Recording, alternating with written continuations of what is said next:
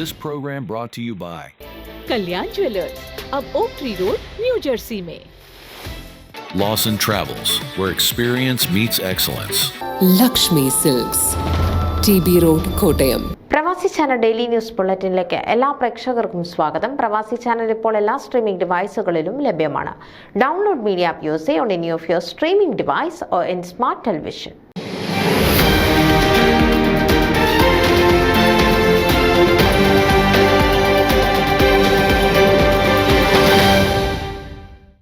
California Fresno സിറ്റിയിലെ മലയാളി അസോസിയേഷനായ ഫ്രീമാക് ക്രിസ്മസും പുതുവത്സരവും അതിഗംഭീരമായി ആഘോഷിച്ചു. പ്രസിഡന്റ് കിഷോർ ശിവൻ അധ്യക്ഷത വഹിച്ച പരിപാടിയിൽ ഫാദർ ഡെന്നിസ് പുതുവർഷ സന്ദേശം പങ്കുവച്ചു. നേതൃത്വ നിരയിൽ Joyson John, Jojo Paul, Sasikanth, Antony Kunnel, Suresh Nair എന്നിവർ പ്രവർത്തിച്ചു.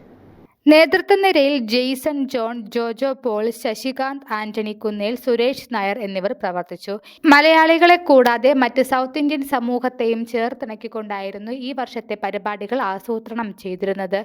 കൾച്ചറൽ പ്രോഗ്രാമുകൾക്ക് ചുക്കാൻ പിടിച്ചത് ഡോക്ടർ മഞ്ജു പിള്ളയായിരുന്നു. പ്രോഗ്രാം കോർഡിനേറ്ററായ അനിത പണിക്കരുടെയും അവതാരകയായ കീർത്തി കലവാഗുണ്ടറുടെയും നേതൃത്വത്തിൽ പരിപാടികൾ ഒന്നൊന്നായി അരങ്ങേറി. പ്രശസ്ത നർത്തകിയായ ഡോക്ടർ അർച്ചന ലിൻഗാന്റെ ഒരു മുറൈ വന്ന് പാർത്തായ ഡാൻസ് പെർഫോമൻസ് സദസ്യരെ മണിച്ചിത്രത്താഴിലെ തമിഴിലേക്ക് സന്നിവേശിപ്പിക്കുകയുണ്ടായി.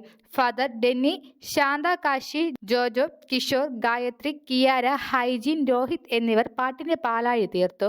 ടീനേജുകാരിയായ ഹരണി രാജരത്നത്തിന്റെ my heart will go on എന്ന ടൈറ്റാനിക്കിലെ പാട്ട് സ്റ്റാൻഡിംഗ് ഓവേഷൻ നേടി. ആൻ തെരേസയുടെ ബ്രേക്ക് ഡാൻസിലെ എനർജി സദസ്യരിലേക്ക് ആവേശം പകർന്നപ്പോൾ സാന്റ സ്പെഷ്യൽ അപ്പിയറൻസും നടത്തി കുട്ടികൾക്ക് മധുരം വിതരണം ചെയ്തതോടെ രുചികരമായ ഡിന്നർ സർവേയും ചെയ്യപ്പെട്ടു.